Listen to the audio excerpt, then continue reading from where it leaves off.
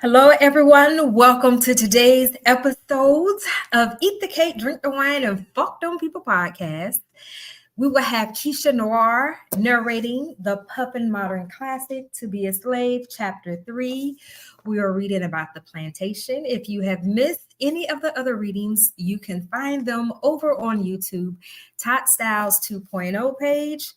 And we are trying to debate. So I want to just dive in. And I have not read these chapters yet. So when you guys get my reaction, this is my true reaction. I have never read this book before. I grew up in a household where my mom taught, it was 6 of us. She taught us all about slavery. And we had to sit down and watch Roots, and we would watch all of these other slave pictures. So I was very aware growing up. However, I grew up in Ohio. And then at the age of 11, my mother relocated to Florida. In case you guys do not know who I am Keisha Noir, and I will be your narrator today. And so I didn't really experience racism so much, but I have experienced racism. I have not experienced colorism, which is another layer of racism, where people are discriminated based on the tone of their skin. And you see a lot of colorism throughout different cultures. And unfortunately, it is part of the Black culture as well. However, the reading of this book is to bring attention to the Black community, to the Black culture, to understand where a lot of mindsets that we're struggling with today came from. And unfortunately, they are all pretty much rooted in slavery, because we came from kings and queens. And then we were snatched up, and somehow we ended over here in the great United States of America, which is what we call it now. But back then it was like colonies. In some kind of way, we ended up being the free labor that would never end. And even after slavery ended, some kind of way, they still made a way to make it legal. And then they take and trap people as far as elementary, middle school. And they have what's called the school to prison pipeline, because when you're a prisoner, you don't have any rights. And these people actually work. So a lot of things that we enjoy out here in free America, the prisoners are still a part of slave America, and they're making a lot of those items for us, and they're being paid nothing. And we might say, oh, well, they give them housing and they give them this. Well, that's what they gave the slaves. They gave the slaves housing. They gave them very minimal, not too good food. They gave them clothing, not necessarily what they wanted, and they had to wear it, so they just couldn't wear it anymore. And then that clothing was hand-me-down, and we say hand-me-down. It was handed down to the next person that could fit it. So it wasn't like, oh, that's too small for you. Let's go buy you some new clothes. It was, let's go see what's out here that we don't. So again, these are going to be my true reactions. I have to let you know, in the book, it does say the N-word. I do not use the N-word. I just say N-word, but it also says Negro. Now, I will say Negro, but I will not say the N-word. The book has drawings or pictures in it. And the gentleman that made the pictures, he said it was very hard for him to try to figure out how could he put drawings to the literature that is within this book.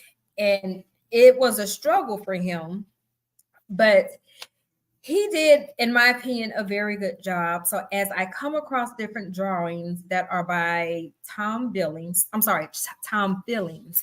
I will share the picture. And then for those of you that are listening on audio, I'll actually do a description as well.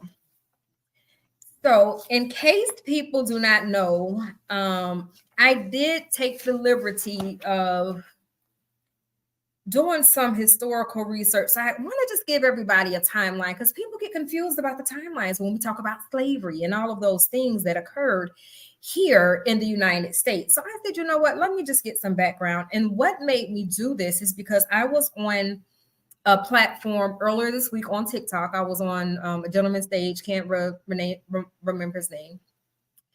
But they were all going on and on and on about the 14 and 1500s, which is cool. That's understandable. We need to know our history. But I agreed with the lady that interrupted because he went on for like 10 minutes. She said, well, and it actually ended up being um, a back and forth discussion with him and another gentleman that did not agree on the timeline.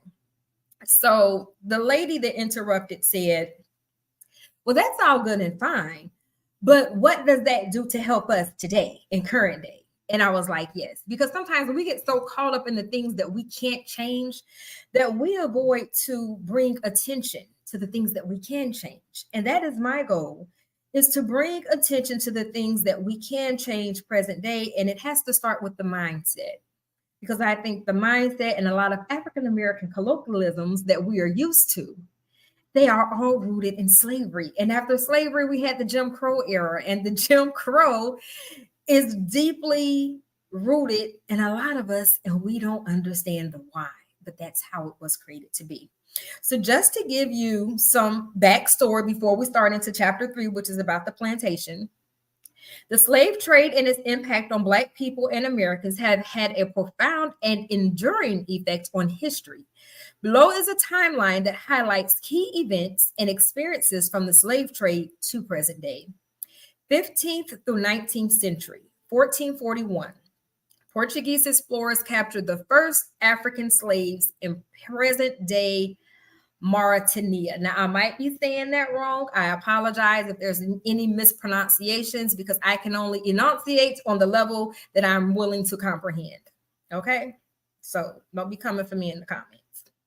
1502, the transatlantic slave trade begins with millions of Africans forcibly transported to the Americas. Now, notice we went from 1441, where we have the first African slave captured, and then it jumps over to 1502, which is when the transatlantic trade begins. And that was the argument that these people were, discussion they were having. 1619, the first recorded enslaved Africans arrived in Jamestown, Virginia, marking the beginning of slavery in British North America. 1776, the American Revolution begins, raising questions about freedom and equality, but fails to immediately end slavery. 1807, the United States and Britain abolished the international slave trade through illegal trafficking continues. We still got human trafficking going on now. And this is me saying this. I think the human trafficking that we're seeing now was the same human trafficking we seen in slave days. But we don't know where these people are going. We don't know whether they're being sold for organs or for slavery, sex slaves, or what may have you. But if the government wanted to end it, they could. But do they really care? No. And that's my opinion. And I said what I said. 1831, Nat Turner leads the slave rebellion in Virginia, fueling debates about the abolition of slavery. Now, if you guys don't know about Nat Turner, I am going to find a book that will tell you who Nat Turner is. I'm not going to tell you what I know or what I heard. I want to go and find the book that is documented with history. This book is documented. When slavery ended, the good old United States of America, as we call it now, decided to have the Federal Writers Project. And what they did, they said, go out and find any ex-slaves you can. And this is immediately when slavery ended. So at 10 a.m., you were a slave, and 2 p.m., someone's running across, and you're free, we won the war, right? So these federal writers, when they went out, they were told to write in the dialect of the slave. Do not change it to meet our writing standards. We want to understand what the slave said. So this book is documented at the Library of Congress, not the book. Let me back up. The writings of this book is created through the writings that are located at the Library of Congress in the United States. So when a lot of people say, well, slavery didn't happen, use a fucking lie. Because if it didn't happen, why is it documented? And then my mind keeps saying, okay, so when we had them storming the Capitol, what were they trying to do? And I don't know, like, is the place that they stormed, is the Library of Congress there, or was it somewhere else? Like, were they trying to go and get these documents to say, hey, slavery never happened? Because why are we doing all of the eliminating of truth. So my desire for the Black community and the Black culture is to stop making it everyone else's responsibility to tell our history. That's our responsibility to be sure that our children and our children's children and their children and generations to come forevermore knows what actually happened. When people talk about the Holocaust, they're talking about their ancestors. It just so happens they're Jewish. So when we talk about slavery, we're talking about our ancestors. And they just so happen to be ex-slaves or was slaves, part of the slave trade. So back to the timeline before we get into chapter 3 reading. Then we're going to find a book on that turn. 1861 to 1865, the American Civil War is fought primarily over the issue of slavery. Now, there's some debate to that. Some people say it really was not about slavery. I don't really know. I have my own thoughts on it. I'll tell you about them in a minute. 1863, President Abraham Lincoln issues the Emancipation Proclamation declaring enslaved people in Confederate states to be free.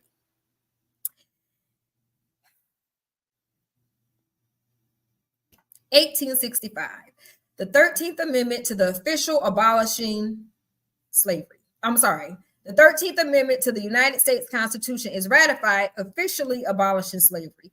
So I had to take a deep breath, because if we go back to 1807. The United States and Britain abolished the international slave trade, though illegal trafficking continues. Like, if the United States really wanted to end slavery, like if they really wanted to end slavery, why didn't they put all this shit in place when they ended slavery way back then? Why do we have to see that occur in 1807? And then you get down to 1863, that President Abraham Lincoln had to issue the Emancipation Proclamation declaring enslaved people in Confederate states to be free. Then in 1865, the 13th Amendment to the United States Constitution is ratified, officially abolishing slavery. But did y'all know slavery was still occurring, like it was still happening? And even in 2024, slavery is still happening. Like, how many people are in prison that shouldn't be in prison, but they were bamboozled, hoodwinked, and thrown under the court steps, and they just never seen the light of day. And then after 20, 25 years, it comes out, oh, we're going to let them go free, and we're going to give you some money. So you basically held them as a slave. So that's a whole, let me not get off on it. That's a whole nother thing. Post-Civil War and Civil Rights era. You mean we still have to do some more shit? Late 19th century, Reconstruction and the establishment of Jim Crow laws lead to continued racial segregation and discrimination.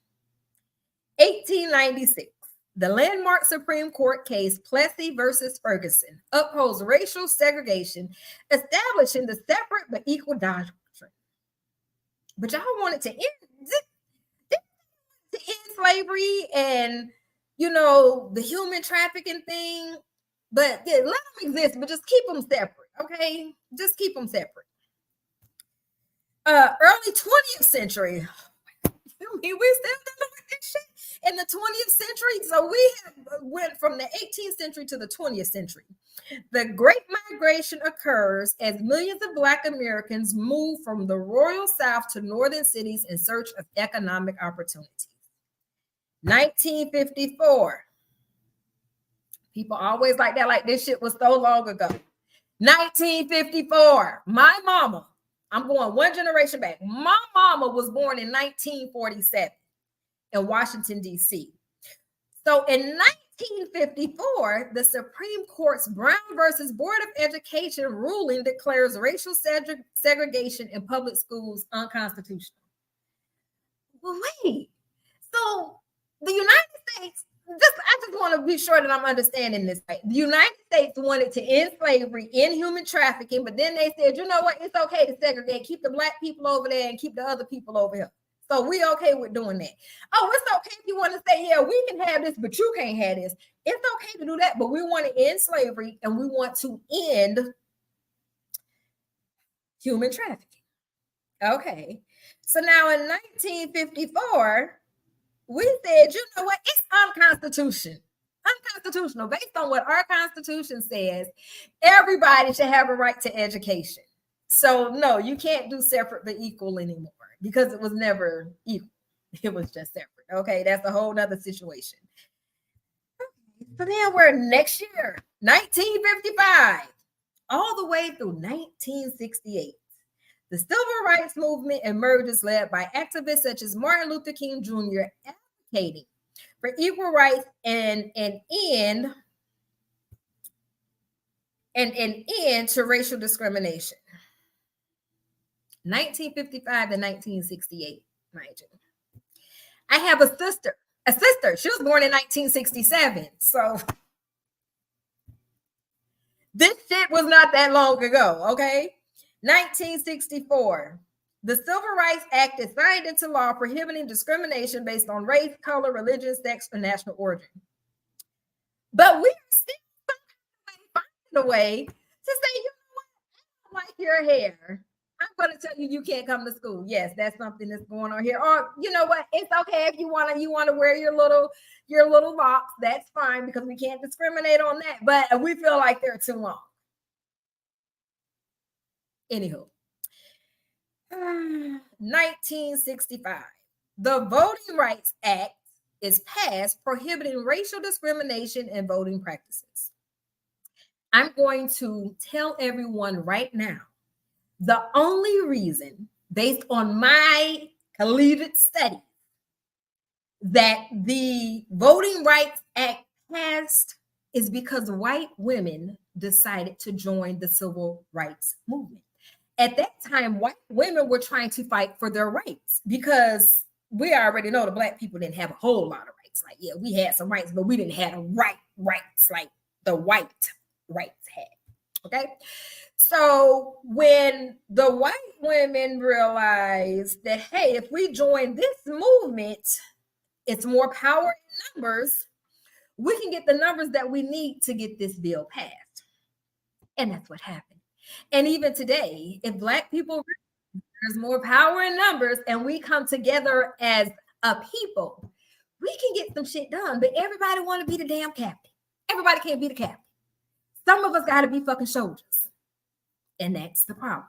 But anywho, back over here to the timeline before we get into the reading.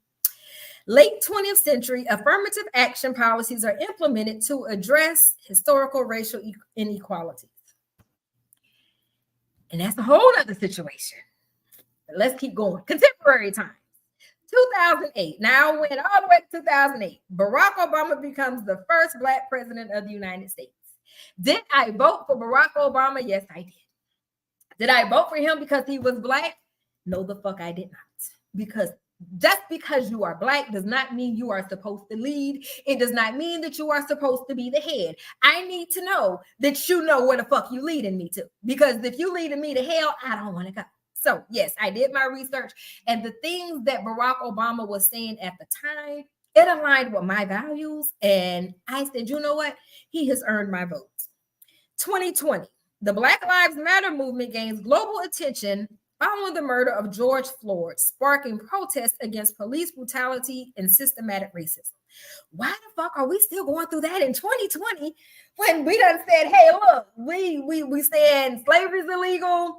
We're saying, hey, you can't discriminate no more. The United States has said all of this, but has the United States really did everything that they could do for the Black communities and the Black people that lives within their borders to end the genocide that was started way back when in the 1400s against Black people? No, but they'll talk shit about Palestine, won't they? They'll talk shit about everybody else and they'll send them a whole bunch of money. But when it comes to the Black people in America, they said, fuck them.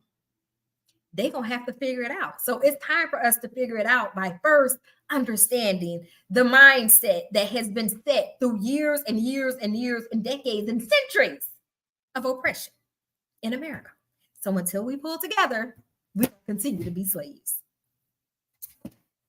Then we're going to end this with, while the timeline provides a brief overview, it is important to acknowledge that the experiences of Black people and Americans have been diverse and complex throughout history. The legacy of slavery and systematic racism continues to shape to shape social and economic disparities today, and the ongoing struggle for racial equality remains an important topic of discussion and action. And Outpost letter, I created a lot of digital artwork to go along with this reading. So I'll post that. So without further ado, we'll get into the reading. And my goal is to teach, inspire, and grow. It is not to create division. It is not to create anger. It is in an effort to educate, inspire, and to help grow my community, because I am part of the Black community.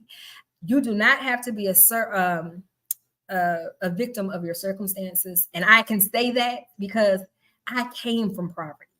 I came from not having enough. I came from the limited mindset. And now I'm completely on the other side. So it starts with you. And the rule is each one teach one. And through these platforms, I'm hoping that I can teach millions. So if you can share the live, share the podcast, it is greatly appreciated. You can go to Top Styles 2.0 on YouTube and subscribe. We appreciate that as well.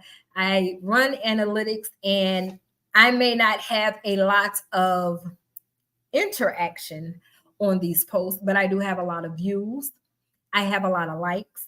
I have a lot of saves. I have a lot of shares. What I do not have a lot of is people subscribing. And I understand. So I'm not even mad about it, because a lot of people still walk in fear of speaking out of how they feel about racism, because they don't want to be attacked. They don't want to be ridiculed. They don't want to be called into the office, HR at work. I'm over a half century old, so I'm thankful that God has put this on my heart and given me this assignment, because I'm okay with reading this book, To Be a Slave by Julius Lester. It's a Puffin Modern classic. It's the Newbery Honor Book. It documents the words directly from our ancestors' mouth as soon as they were made free. And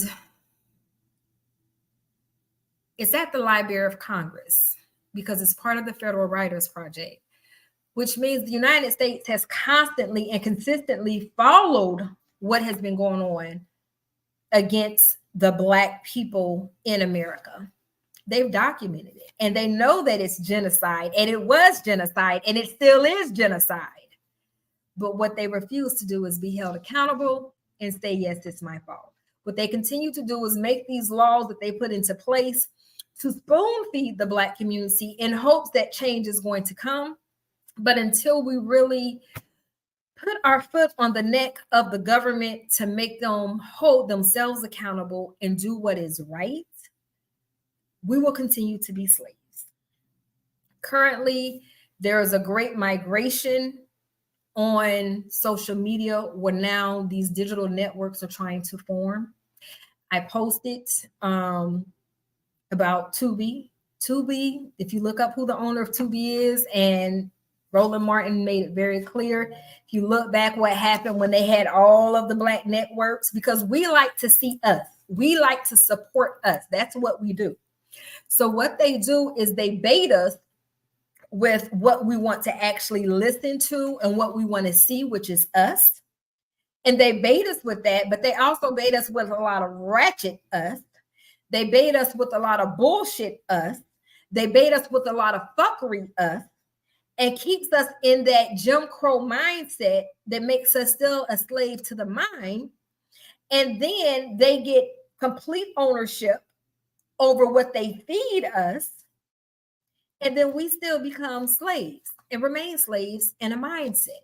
So my call to action during this is to identify who are the Black digital platforms that are forming now, and get behind those platforms so it can become a time that there's enough of those platforms out that they can come together and create something new, like a Fox News.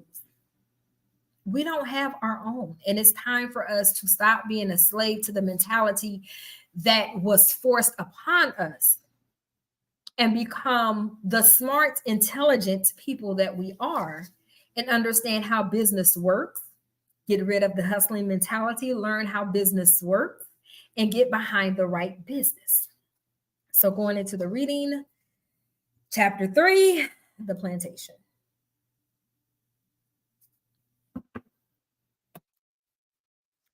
The plantation. It was a large white mansion with fluted columns and a broad porch. Massive trees spread their limbs over a circular driveway which led up to the house. From the carriages which rolled up the driveway stepped finely dressed men and women, the aristocracy of Southern culture. Once inside the mansion, these ladies and gentlemen sat beneath chandeliers in high-ceilinged rooms and discoursed on the topics of the day. And all the while, they were attended to by unobtrusive, attentive, and faithful Negro slaves. Somewhere in the background, out of sight, were the slave quarters with their inhabitants. Such is the picture that is often presented of the Southern plantation. It is not a true one. There were a few plantations which fit the above description, but these were the exceptions. Most plantation owners lived modestly, and some even poorly. In the slave-holding South, the more slaves a man owned, the more respected he was. In other words, the more human beings he held by force and against their will, the more highly regarded he was. It is generally thought that all slave owners held hundreds of slaves. The reality was quite different. In 1860, there were 384,884 slave owners in the South. Of that number, less than 3,000 owned more than 100 slaves. The overwhelming majority of slave owners held less than 20 slaves. Yet, even if a man only held 1 or 2 slaves, he had considerably more status in Southern society than a man who held no slaves. As a group, the slave owners controlled the South, even though they were a decided minority. Fully 3/4 of the South's white population held no slaves. But the economy of the South was built upon slavery. Even though that slavery profited only 1/4 of the white population and the Black population not at all. Now, let me reread these statistics for anyone that missed that. If you take 100% of the South during this time frame, 3/4, which means 75% of the white population had no slaves. So if you take 100% of the South population, which only accounted, because if you were Black, you weren't counted for, 100% of the white population of the South, 75% of that population did not own slaves. So a lot of us have the mindset that all white people own slaves. No. 25% of white Southerners owned slaves. 75% of them did not.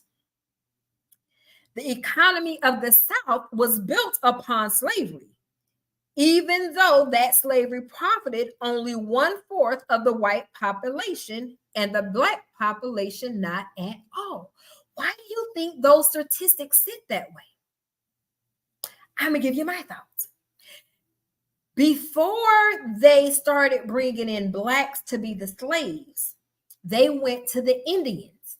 Because before this whole slavery thing started, Black men used to walk with the Indians roaming throughout the area. So as explorers, when the colonizers, which a lot of people use that word, when they came over, they wanted the Indians to help build this. They had this whole idea of this lavish country they wanted to build out because they're coming over from Europe or whatever, right? So the Indians said, no, get somebody else to do it. We live pretty simple. We live off the land. We listen to our ancestors. We don't want to do it. Get somebody else to do it. So they then went to the Asians. And when they went to the Asians in Asia, they said, "No, we not finna do that. Like who we like? Nah, we not finna do that." And the rule, this is the agreement they were trying to say.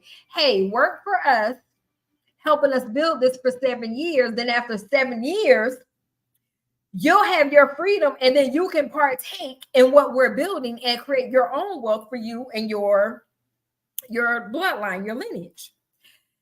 So the Asians said no, and the Indians said no. And they said, well, what the hell are we gonna do?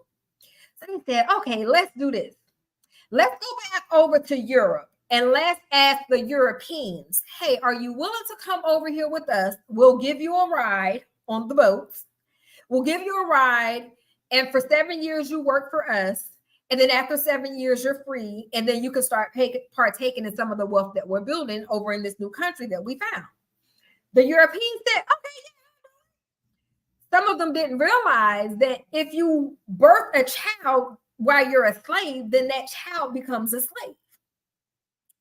So a lot of them did not leave when their 7 years was up because they didn't want to leave their families. So as they started realizing, okay, look, we have to start reproducing, because if we keep reproducing, we're never going to stop being slaves.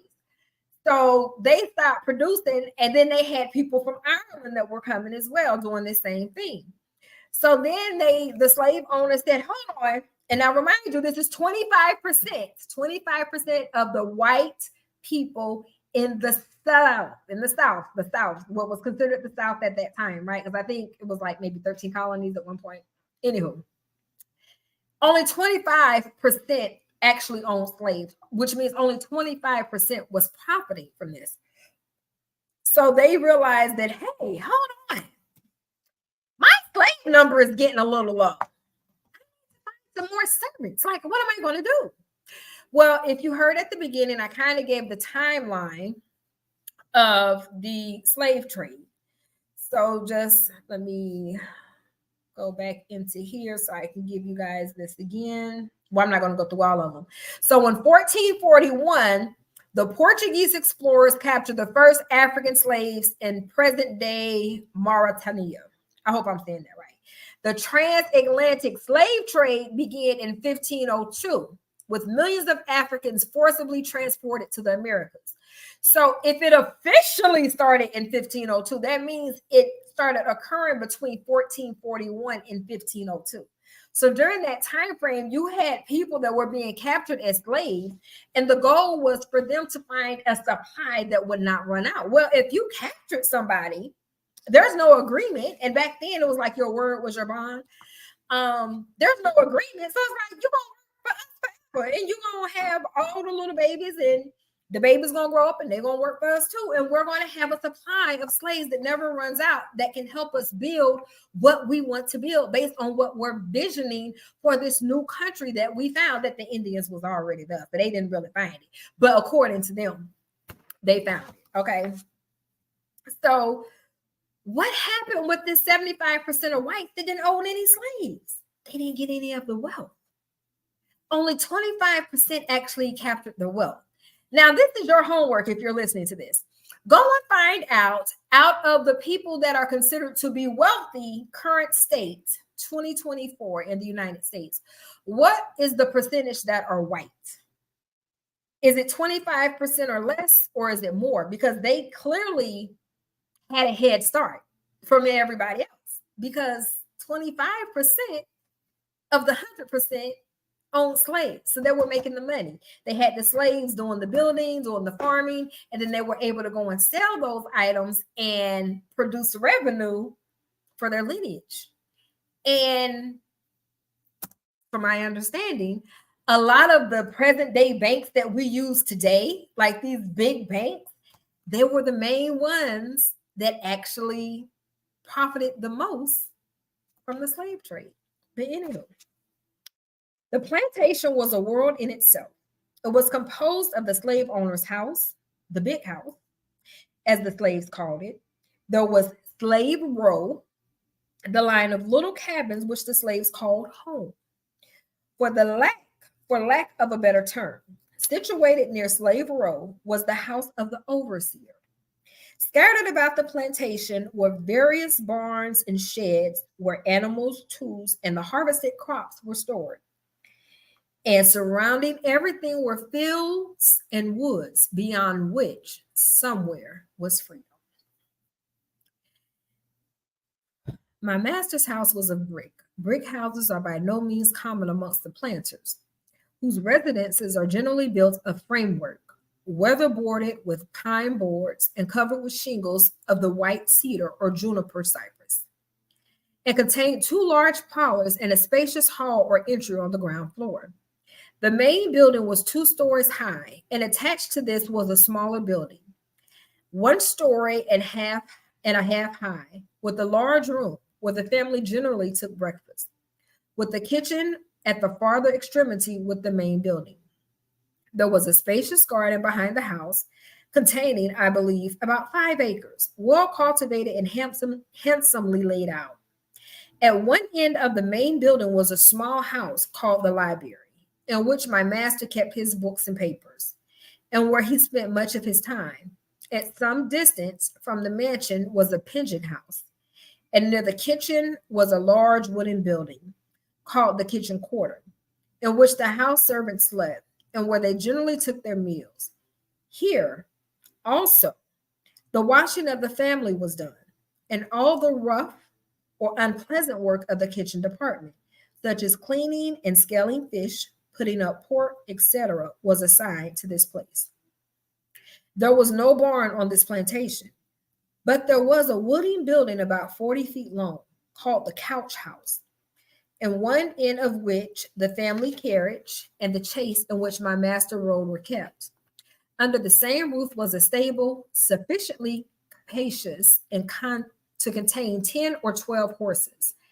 In one end of the building, the corn intended for the horses was kept, and the whole of the loft or upper store was occupied by the fodder or blaze and tops of the corn.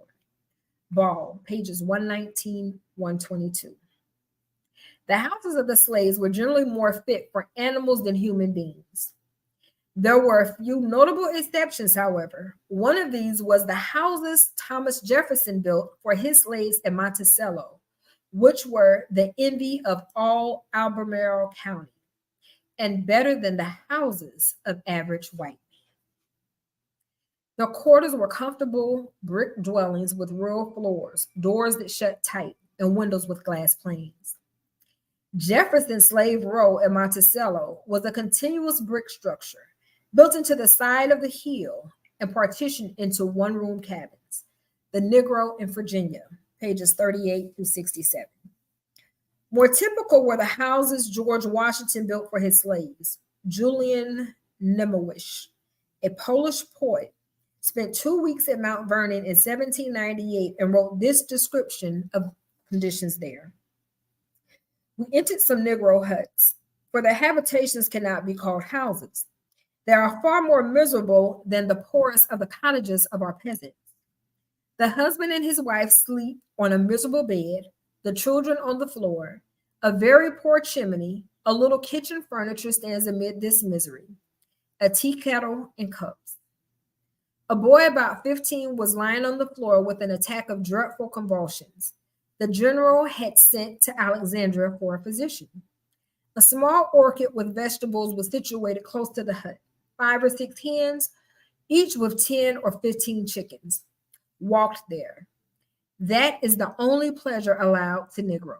They are not permitted to keep their ducks or geese or pigs. They sell the chickens in Alexandria and buy with the money some furniture. They receive a peck of Indian corn every week, and half of it is for the children, besides 20 herrings in a month. They receive a cotton jacket and a pair of breeches yearly. The general possesses 300 Negroes, excepting women and children, of which a part belongs to Miss Washington. The Negro in Virginia, pages 67 to 68. And from the slave's point of view, the picture was even more grim. The softest couches in the world are not to be found in the log mansion of the slave. The whereon I reclined year after year was a plank 12 inches wide and 10 feet long. My pillow was a stick of wood. The bedding was a coarse blanket and not a rag or shred beside. Moss might be used, were it not that it directly breeds a swarm of fleas. The cabin is constructed of logs without floor or window. The latter is altogether unnecessary. The crevices between the logs admitting sufficient light. In stormy weather, the rain drives through them, rendering it comfortless and extremely disagreeable. The roof door hangs on wooden hinges, and one end is constructed an awkward fireplace. Northup, pages 170 through 171. We logged in log huts and on the bare ground. Wooden floors were an unknown luxury. In a single room were huddled like cattle, 10 or a dozen persons, men, women, and children. All ideas of refinement and decency were, of course, out of the question. There were neither bedsteads nor furniture of any description. Our beds were collections of straw and old rags, thrown down in the corners and boxed in with boards, a single blanket the only covering. Our favorite way of sleeping, however, was on a plank, our heads raised on an old jacket and our feet toasting before the smoldering fire. The wind whistled, and the rain and snow blew in through the cracks, and the damp earth soaked in the moisture till the floor was murky as a pigsty. Such were our houses. The principal food of those upon my master's plantation consisted of cornmeal and salt herrings, to which was added in summer a little buttermilk, and the few vegetables which might raise for himself and his family on the little piece of ground which was assigned to him for the purpose, called a truck patch. In ordinary times, we had 2 regular meals in a day: breakfast at 12 o'clock, after laboring from daylight, and supper when the work of the remainder of the day was over. In harvest season, we had 3. Our dress was of tow cloth, for the children nothing but a shirt, for the older ones a pair of pantaloons or a gown in addition according to the sex. Beside these, in the winter, a round jacket or overcoat, a wool hat once in 2 or 3 years for the males, and a pair of coarse shoes once a year. Hence in pages 17 through 18.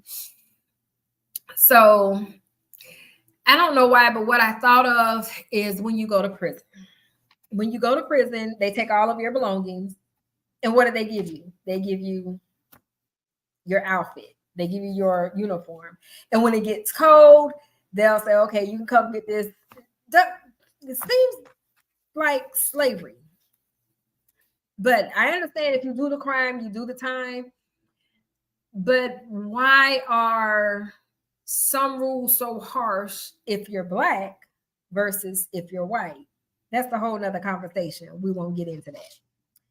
The plantation, it was like a country unto itself, and within its confines, large or small, life was generally the same for the slave.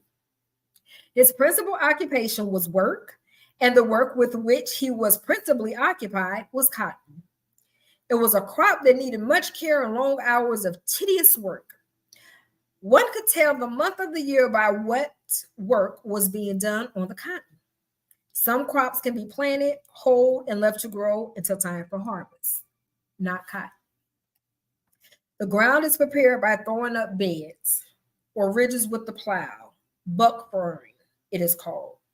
Oxen and mules, the latter almost exclusively, are used in plowing. The women are frequently, as the men, perform this labor, feeding, carrying, and taking care of their teams, and in all respects doing the field and stable work. The beds or ridges are 6 feet wide. That is from the water furrow to the water furrow. A plow drawn by one mule is then run along the top of the ridge or center of the bed, making the drill in which a girl usually drops the seed, which she carries in a bag hung around her neck. Behind her comes a mule and harrow, covering up the seed, so that 2 mules, 3 slaves, and a plow and harrow are employed in planting a row of cotton. This is done in the months of March and April. When there are no cold rains, the cotton usually makes its appearance in a week. In the course of 8 or 10 days afterwards, the first hoeing is commenced. This is performed in part also by the aid of the plow and mule. The plow passes as near as possible to the cotton on both sides, throwing the furrow from it. Slaves follow with their hoes, cutting up the grass and cotton, leaving the hills 2.5 feet apart. This is called scraping cotton. In 2 weeks more, commences the second hoeing. This time the furrow is thrown towards the cotton. Only one stalk, the largest, is now left standing in each hill. In another fortnight, it is hoed the third time, throwing the furrow towards the cotton in the same manner as before, killing all the grass between the rows. About the 1st of July, when it is a foot high or thereabouts, it is hoed the fourth and last time. Now the whole space between the rows is plowed, leaving a deep water furrow in the center. During all these hoeings, the fastest hoer takes the lead row. He is usually about a rod in advance of his companions. If one of them passes him, he is whipped. If one falls behind or is a moment idle, he is whipped. In fact, the lash is flying from morning until night, the whole day long. The hoeing season thus continues from April until July, a field having no sooner been finished once than it is commenced again. Northup, pages 163 to 165. In the latter part of August, the cotton picking season begins. Each slave is presented with a sack. A strap is fastened to it, which goes over the neck, holding the mouth of the sack breast high. While the bottom nearly reaches to the ground, each one is also presented with a large basket that will hold about 2 barrels. This is to put the cotton in when the sack is filled. The baskets are carried to the field and placed at the beginning of the rows. The cotton grows from 5 to 7 feet high, each stalk having a great many branches shooting out in all directions and lapping each other above the water furrow. There are few sights more pleasant to the eye than a wide cotton field when it is in the bloom. It presents an appearance of purity, like an immaculate expanse of light, new fallen snow. Sometimes the slave picks down one side of a row and back upon the other. But more usually there is one on either side gathering all that has blossomed, leaving the unopened balls for a succeeding picking. When the sack is filled, it is emptied into the basket and trodden down. It is necessary to be extremely careful the first time going through the field. In order not to break the branches off the stalks, the cotton will not bloom upon a broken branch. I had no experience whatever in cotton picking. It was an awkward business indeed. While others used both hands, snatching the cotton and depositing it in the mouth of the sack with a precision and dexterity that was incomprehensible to me. I had to seize the bowl with one hand and deliberately draw out the white, gushing blossom with the other, depositing the cotton in the sack. Moreover, was a difficulty that demanded the exercise of both hands and eyes. I was compelled to pick it from the ground where it would fall nearly as often as from the stalk where it had grown. I made havoc also with the branches loaded with the yet unbroken balls, the long, cumbersome sack swinging from side to side in a manner not allowable in the cotton field. Northup, pages 166 to 167 and 178. Now, if you want to know what a cotton field looks like, you can go to my TikTok page. I have it pinned. I was actually traveling. This was maybe 5 years or so ago. It may not have been that long, from Florida to Georgia. And it was my first time seeing a cotton field. And I actually pulled over and I tried to get the best picture I could. But you could tell just from where I was at on the interstate, like that was a lot of land. So imagine the amount of slaves that had to work that land to not only plant the cotton, but to plow the cotton, to pick the cotton. And if you moved too slow, you were whipped. If you passed somebody, you were whipped. If you did anything wrong, you were whipped. And then when slavery was over, they didn't know what to do.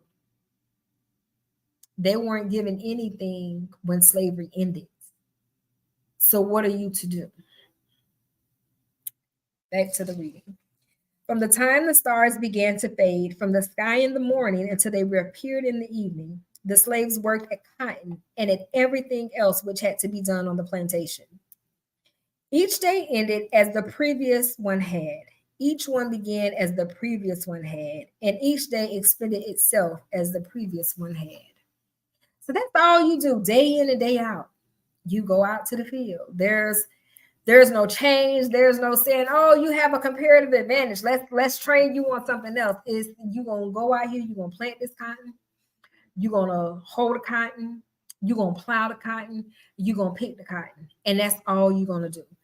So notice it said it started in March. So you start the planting in March, you started pulling it in August. So from March to August, that's what you did. So what did you do from September through February? I hope it's going to tell us in this book because I honestly don't know. Yes, sir, I can hear it now. Old overseer used to blow us out at sunrise on the conker shell. Choo-choo! Had to get your breakfast before day because you got to be in the field when the sun gets to showing itself about the trees. Wes Turner, The Negro in Virginia, page 60. I think about 168 assembled this morning at the sound of the horn. 2 or 3 being sick sent word to the overseer that they could not come. The overseer then led off the field with his horn in one hand and his whip in the other.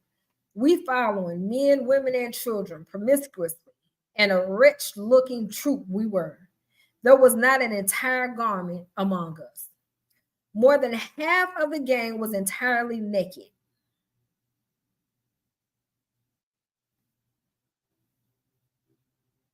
So, before I thought they gave them clothes. I'm thinking all the slaves had clothes. So you mean to tell me they had to work naked with nothing? Just letting the mosquitoes bite them on the ass, on the titties, stuff. Okay, America. The slaves worked naked.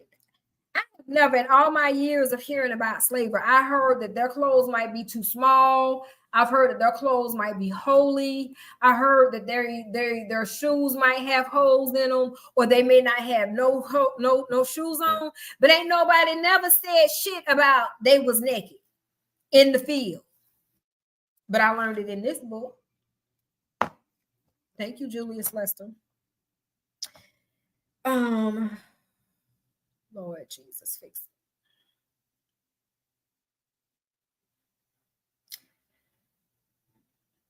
More than half of the gang was entirely naked. Several young girls who had arrived at puberty wearing only the livery with which nature had ornamented them. And a great number of lads of an equal or superior age appeared in the same custom, which means their pubic hair. That's all they had to cover them, their pubic hair. So to me, that gives a whole new meaning to your hair is your glory. Because if you have to work naked,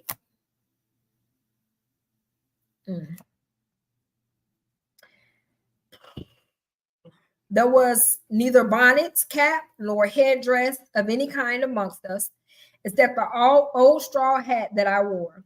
Some of the men had old shirts and some ragged trousers, but no one wore both. Amongst the women, several wore petticoats, and many had shifts. Not one of the whole number wore both of these vestments. We walked nearly a mile through one vast cotton field before we arrived at the place of our intended day's labor. Ball, pages 128 through 129. An hour before daylight, the horn is blown.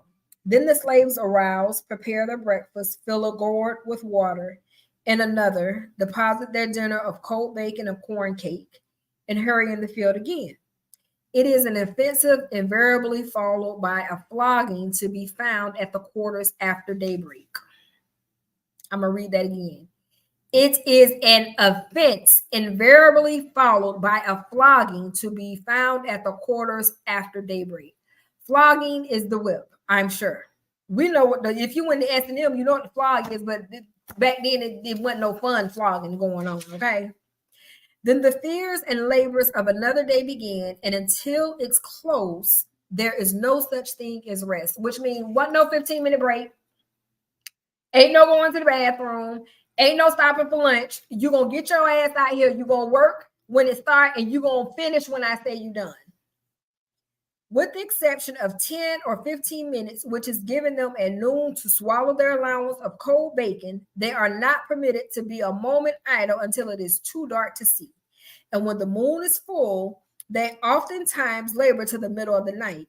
They do not dare to stop even at dinner time, nor return to the quarters, however late it be, until the order to halt is given by the driver.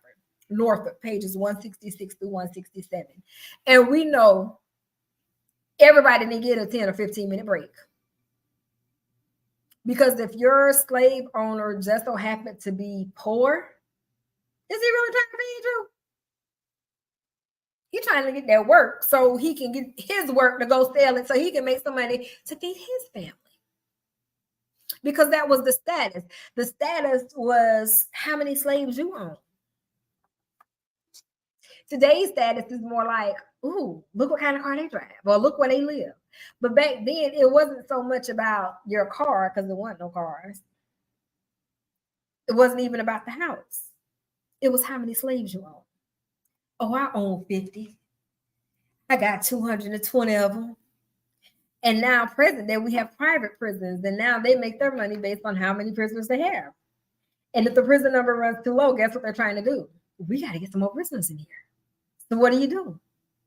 You create more laws to create more crimes, to create more people that go into the slavery pipeline, which is today prison. When the order to halt was finally given, it was weighing in time. Each slave was expected to pick at least 200 pounds of cotton a day. That was the minimum for everybody. Generally, the overseer learned how much more than that each slave could pick, and that was his daily task. So that means I don't care if you're only 4 years old out here in the field. You better bring me 200 pounds. I don't care if you're 89 years old out here in this field. You better bring me 200 pounds. I do not care if you're 9 months pregnant out here in this field. You better bring me 200 pounds. The day's work over in the field, the baskets are toted, or in other words, carried to the gin house where the cotton is weighed. No matter how fatigued and weary he may be, no matter how much he longs for sleep and rest, a slave never approaches the gin house with his basket of cotton, but with fear. If it falls short in weight, if he has not performed the full task appointed him, he knows that he must suffer. And if he has exceeded it by 10 or 20 pounds, in all probability, his master will measure the next day's task accordingly. So what that means, oh, you can do 120 pounds. Okay, so from now on, 220 pounds. From now on, you got to bring me 220 pounds every day. So I don't want to hear, oh, it was just a good day that didn't know. 220 pounds is your new thing. So think about corporate America, and they have this standard set, and they say, okay, and I'm going to use typing, for example, back when people had to type on typewriters. So to get a job, they would say, how many words can you type per minute? So you might say, I can type 25. Okay, well, our requirement is that you need to type 30 words per minute. So we'll give you a trial, but you need to be at 30 words per minute by this time. So you work as hard as you can trying to get to 30 words per minute. So when you finally get to 30 words per minute, as you start typing, you get better and better.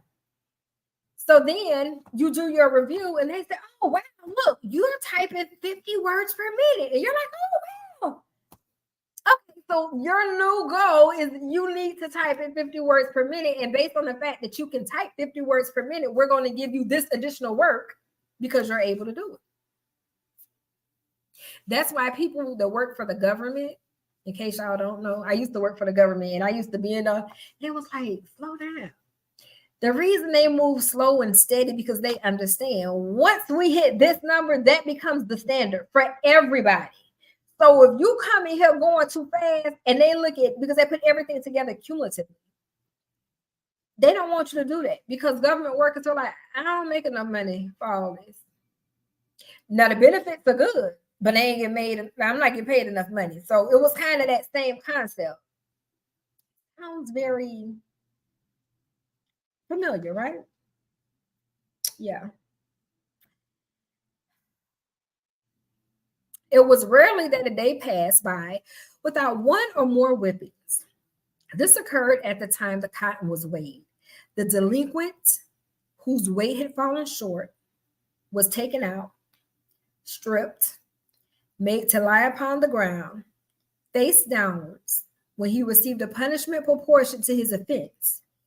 It is the literal, unvarnished truth that the crack of the lash and the shrieking of the slaves can be heard from dark till bedtime at Epps Plantation, any day, almost during the entire period of the cotton picking season.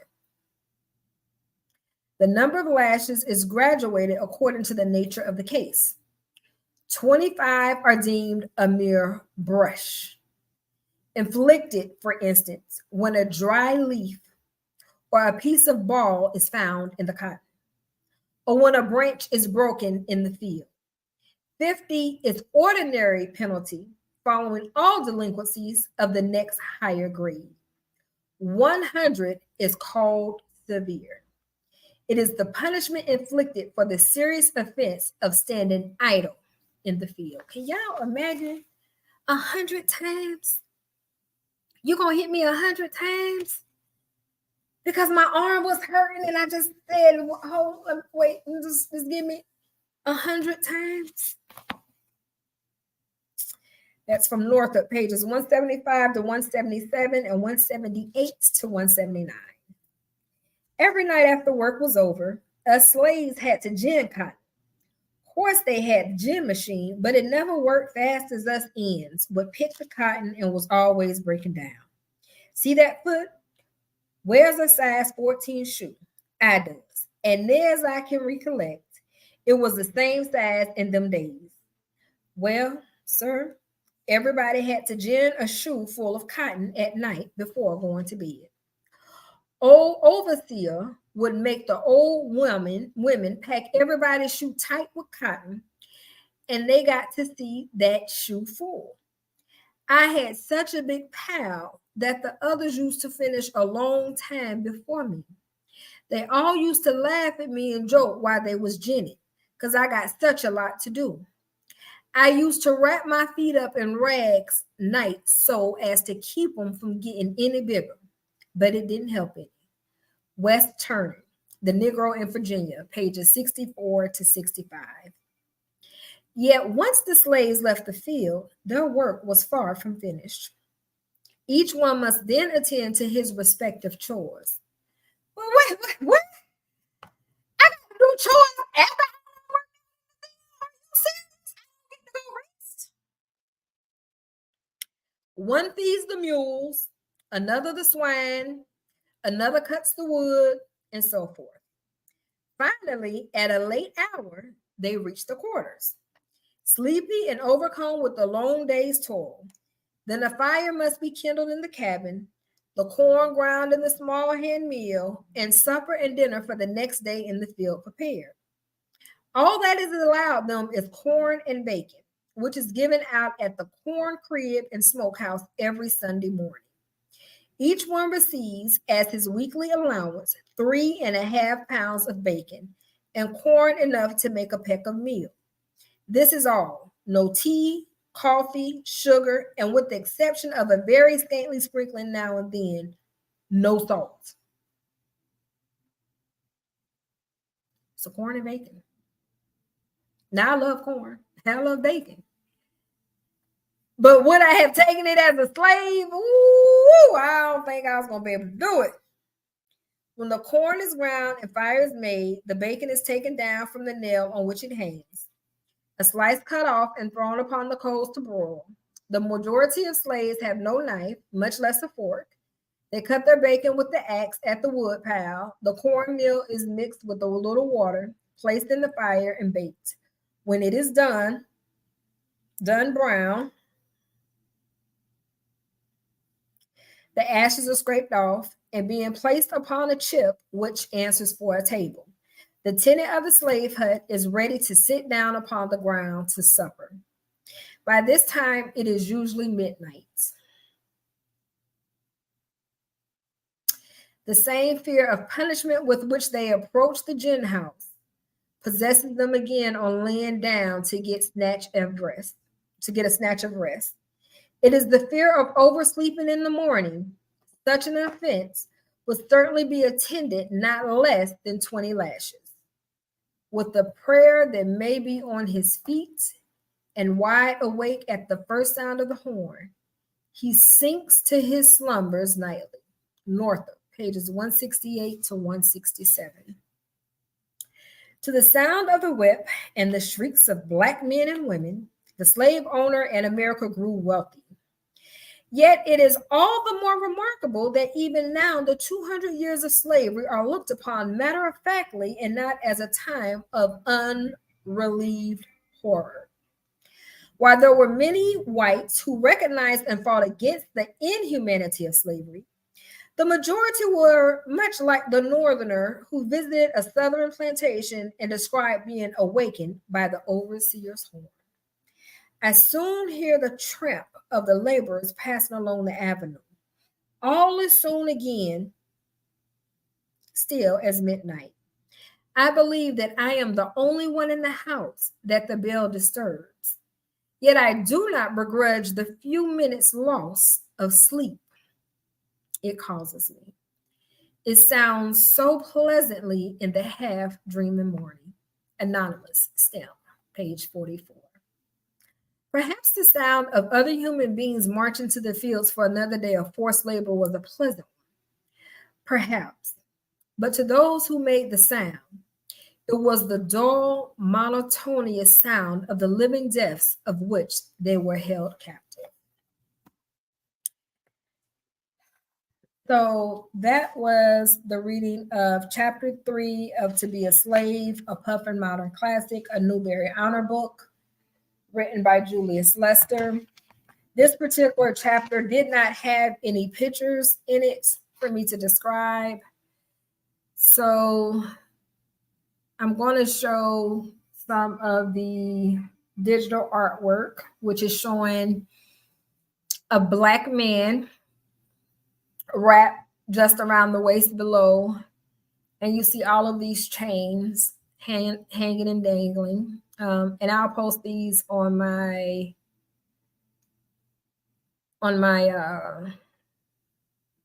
Tot Styles TikTok page if you guys want to see them.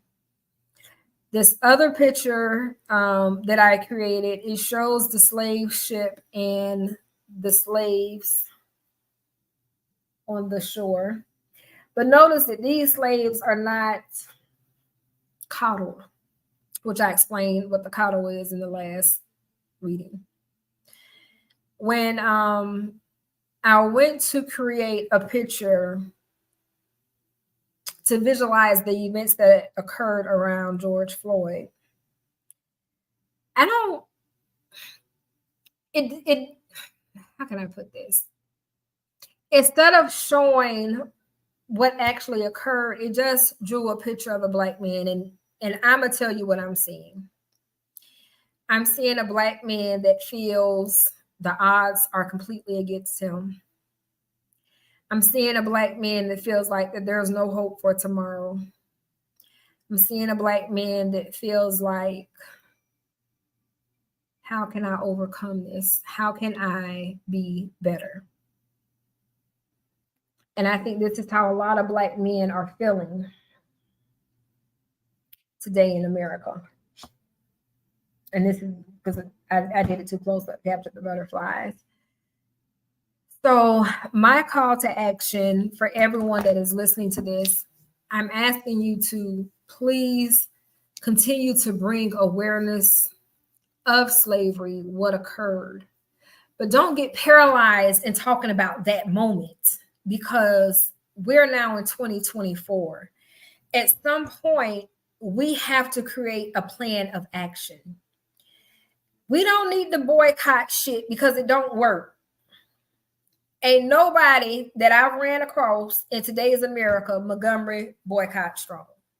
And I say that because the Montgomery bus boycott, it created change because those were strong Black people. They understood, look, I'm gonna walk 5 miles. I don't care. I won't catch the bus. They pulled together. I got a car. I can run people back and forth to work. They made it work together. And right now we need more togetherness in the community. We need to stop tearing each other down. As soon as we see something, we are the first ones to jump on the bandwagon to tear another Black person down that's trying their best to overcome. And instead of understanding their adversities, the first thing we want to do is jump on the bandwagon of why everybody else is right and what they're talking about. And I want to commend, and I do not know the gentleman's name, that he's a coach for the Bucks, because I don't really watch sports. I'm not a sports person.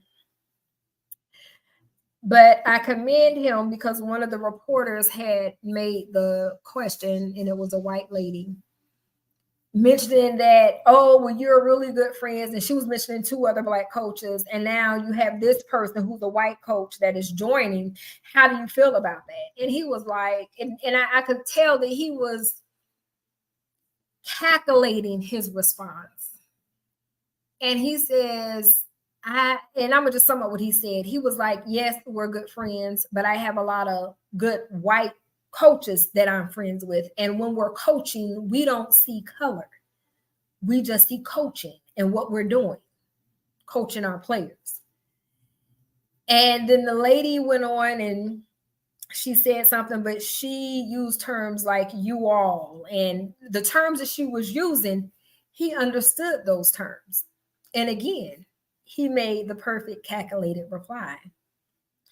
He said, when you say things like you all and this and that, it lets me know that you all see color, even though I'm saying that I don't. And the sooner that you guys stop seeing color, the sooner we can move forward. And unfortunately, America is always going to see color because that's what America was created on.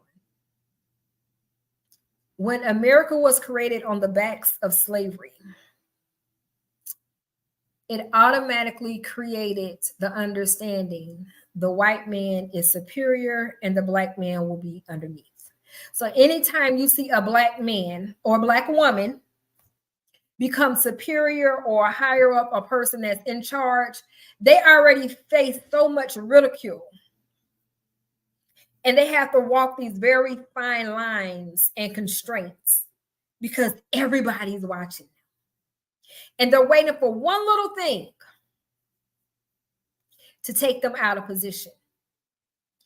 And unfortunately, in my opinion, Black people are the first ones to point out, your crowd cricket, you shouldn't even be there. Instead of simply going in love to say, hey, I don't know if you've seen it this way, but maybe if you try this, you might get a better outcome. Instead of us giving words that can edify and uplift, we continue to fall into the slavery mindset, the Jim Crow mindset, to tear down because it's been so deeply enrooted that if you're Black, it means you're not smart. If you're Black, it means you can't be in power. If you're Black, it means you can't be a leader. If you're Black, it means that you can't. We need to start uplifting and edifying and creating a strong Black community where each one teaches one. When I started my group on Facebook to teach business, I did not have anything for sale. I was simply saying, hey, I done went to school all these years. I'm working in corporate. I'm doing all right. I need to share this knowledge. And I started just sharing the knowledge freely. If you wanted it, it was there. If you had a question, I was going to answer. To this day, I still share business knowledge freely. I tell you where you need to go for what you need to do. If you have a plan, I can sit down and help you strategize with it. I created the 2024 podcast strategic planner for people that wanted to get into podcasting, because it's a lot of different things you have to do for podcasting. It's not easy. So I created this because I said, I need a guide. I need to know what to do. So I took everything that I had learned from the podcast summit with David Shands and Donnie Wiggins. And I said, okay, I got to figure this out. I took that and I took all of my knowledge of business. And I started applying my business knowledge to create a podcast. And I kept doing all of these different things on social media. And then I was like, I feel like I need something else. So I went to school, and now I'm a certified digital marketer. I have Google Analytics certifications. I have Google AdWords certification. I have HubSpot email marketing certification. And I kept going. I'm like, it's something else. It's something else I need to do. And this book, I actually bought this book for my kids. My oldest son is 33, and I bought this when he might have been like 11 or 12. And I bought this book, and I said, you guys need to learn your history. And I used to try to tell them different stuff. And I think I probably had them sit down and watch Roots once or twice. And I kept saying, what more can I give them? Because at the time, I didn't know a whole lot about Black history because I grew up in Ohio. You know, we didn't have a lot of things in Ohio that were going on. So I kept trying to figure out how to impart the history, Black history, to my kids. And we're living in Florida. All of my kids were born in Florida. And I'm like, okay. It wasn't until I attended Georgia State University I want to say this was probably my spring 2005 class. And it was a short, young Jewish lady. And I had to sign up for this history class. And I'm thinking I'm doing whatever.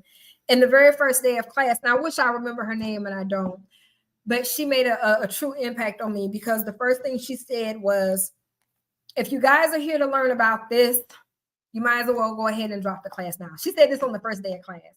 She said, I am taking this history class to talk about a lot of things that American history wants to keep out. They don't want to talk about it. She said, everybody wants to talk about picking up at the civil rights moment and the civil rights movement. And she said they want to start there, and then they want to move forward, and they want to talk about Reconstruction, and they want to move forward. Or they want to talk about World War I, and they want to move forward, or World War II, and they want to move forward. She said, I'm going to talk about the parts that nobody wants to talk about. And I understood her, because her ancestors went through the Holocaust. And she understood that Black people's ancestors went through slavery, which was a Black Holocaust. And she was the very first person that brought it to my attention that white people were slaves too. But she gave the understanding that they only had to do it for 7 years and then they were free. She gave me the understanding. So as I started reading and understanding things from her course and studying, I had a lot of aha moments. So when I read this or came across this book, I said, this will be a good book for my kids to read. So I gave it to them, and I would give them different books. But I told them, try to read it as much as you can.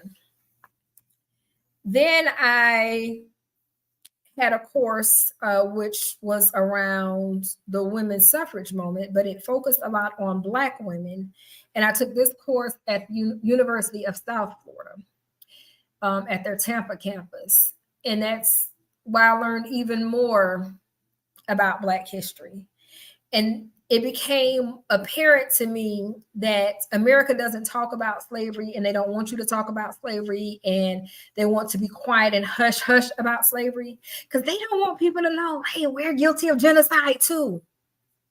America wants to walk around as if they are innocent of genocide and every other country is guilty. America has to be held accountable for the genocide that has occurred and is still occurring toward Black people and Black communities. So my call to action is to stop depending on the school system or the government to teach your history to your children. You should be teaching the fucking history. The aunties, the cousins, the grandmothers, the grandfathers, teach the history. Stop asking everybody else to do what you are responsible to do. And then as I kept trying to pour back into my community the best way that I could. And when I say community, I mean in the Black community, the culture, not necessarily where I live. A lot of people, as soon as they have enough money, they move out the neighborhood because there's not enough people in the neighborhood that cares about it. And people want to say, oh, it's the renters. It's not necessarily the renters. It's the lack of community within the neighborhood. Like when somebody new moves into the Black neighborhood, do people really go over and knock on the door and say, hey, I wanted to stay, meet my neighbor or bring a piece of pie or something? No, we don't really see that. We would see it on TV, but it was always in the white suburb communities that we would see that was what took place. Why can't there be Black suburb communities that do that? Atlanta is very good, in my opinion, of having affluent Black communities. And I'm sure Texas does too. But why is it for the majority of Black communities, when you go throughout the United States, they're all ran down? And then when it gets to the point that it seems like nobody cares and the land and everything is cheap, you have people that swoop in and take it, and the owners take the money. And then the Black community gets mad because, oh, they're regentrifying my community. But why are you mad? Because what did you do for your community when you were there? Instead of you saying, I'm going to open a coffee shop in my community, you decided, I'm going to go open a coffee shop over in this community because it's more people that's going to help me make more money. So you didn't do anything to bring money to your community. And then you come home. And then when you're ready to go out shopping or a night on the town or anything else, you go to these other communities. You're not circulating the money in your community. And then your community is the community that's diminished over the decades. And then it's bought up and regentrified. And the community that you were used to going to, you're now mad that that community bought your community. And now your community is starting to be too high and you can't afford it anymore. But why didn't you circulate your money in your community to build your community up? So my call to action is to, one, bring more awareness to the genocide that has occurred and is still occurring in the United States. We had slavery. Then we had this rush where the slaves were free and slaves from the South started migrating and they were going north. And then we had this really nice affluent town that was created and had his own bank, his own grocery store, and it was Black, and it was called the Black Wall Street. And apparently there was so much disgust that Black people went through so much opposition and still came out on top that they came and burnt the whole community down. And it seems like that terrorized Black people from even trying to rebuild it again. We're in 2024.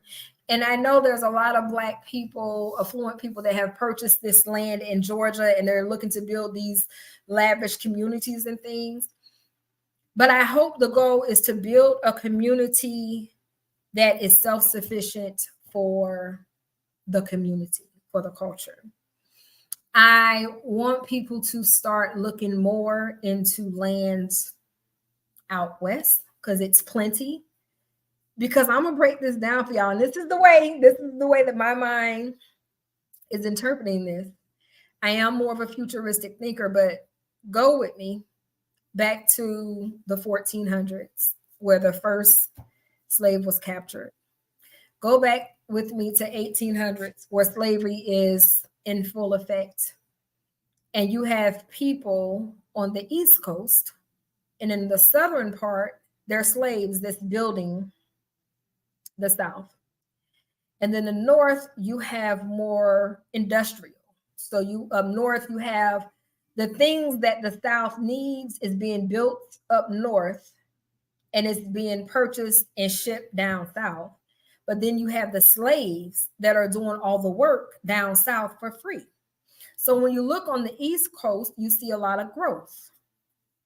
You may not necessarily find a whole lot of land. But when you look out west, there are states that has land, acres and acres and acres of land. And even if you buy raw land, it may not have water currently there. It may not have electricity currently there. Excuse me, confirmation burp. But if we can get enough Black people to buy land in these areas and come together to put the water in place collectively, to put the electricity in place collectively, to build the grocery stores collectively, to build the salons and the barbershops and the movie theaters and the restaurants, to build everything that the community would need, the libraries, all of that. We can have communities that are nice and affluent that other communities want to come and be a part of. If we stop wanting to always be the head of everything. Just picture a rowboat. You got a rowboat, and this rowboat needs 16 people. It needs 8 people on the left and 8 people on the right to row to get to where you want to go. If everybody wants to sit at the front of the boat, y'all not going to go nowhere. But if everybody says, look, it don't matter where I'm at, as long as we get to the final destination, it's okay. I'm okay with being the person that's in the back of the boat rowing.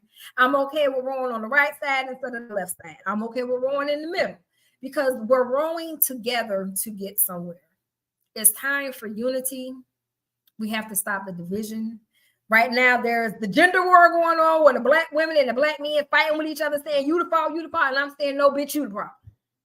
You the fucking problem. Look at yourself and say, what can I do about myself to make me better, to make my community better, to make my children better, to make my siblings better? You can only fix you. And generally, when you see something in another person that you do not like, it's simply a reflection of you. Because you see in other people what you don't like about yourself. And that's what irks you the most. It irks you the most because you are not able to realize, bitch, you're a problem. I had to realize, hey, everybody want to charge everybody for everything. But half the time, what you learn for free, and you ain't never did it. You just want to say, hey, somebody put me on this game for free, and I'm going to give it to you for $1,000. So when I run into a hiccup, you can't help me get through that hiccup. So now I'm still stuck. And I'm stuck at, damn, I still got to figure this out.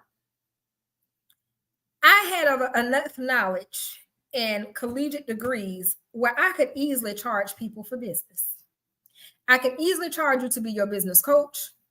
I can easily charge you to help create your business plan. I can easily charge you to help you strategize.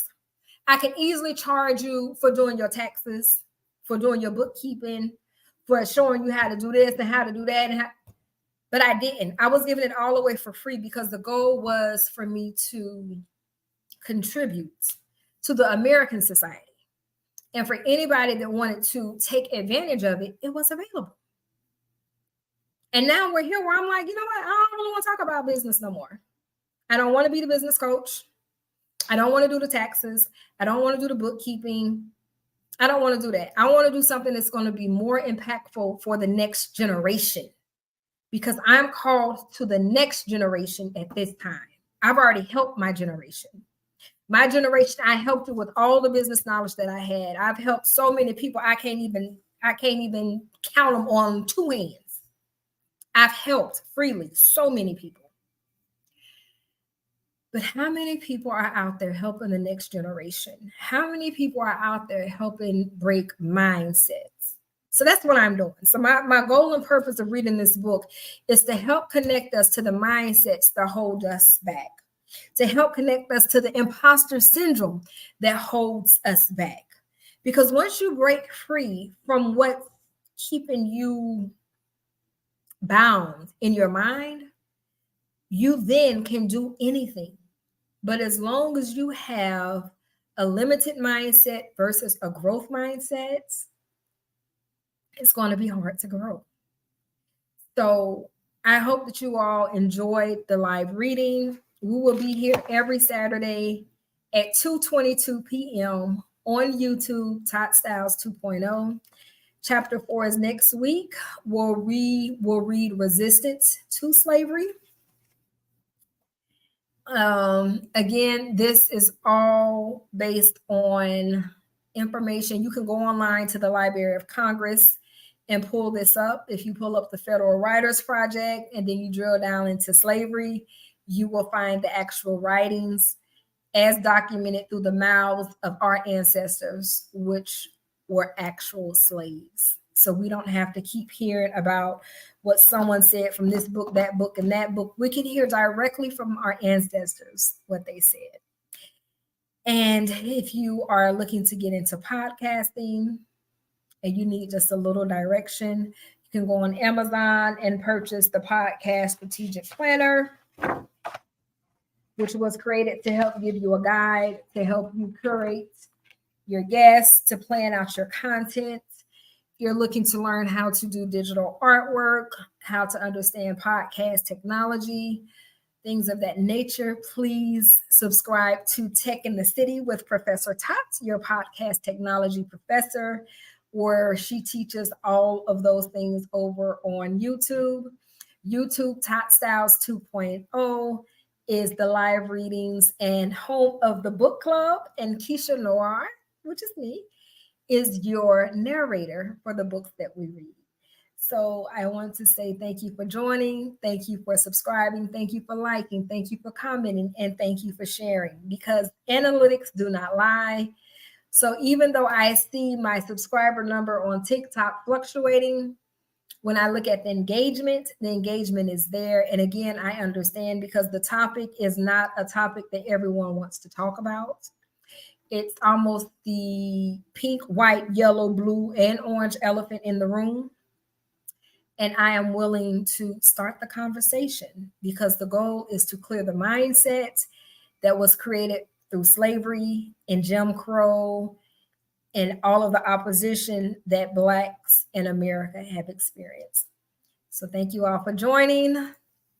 Thank you for engaging. This is Keisha Noir signing out. Have a good night.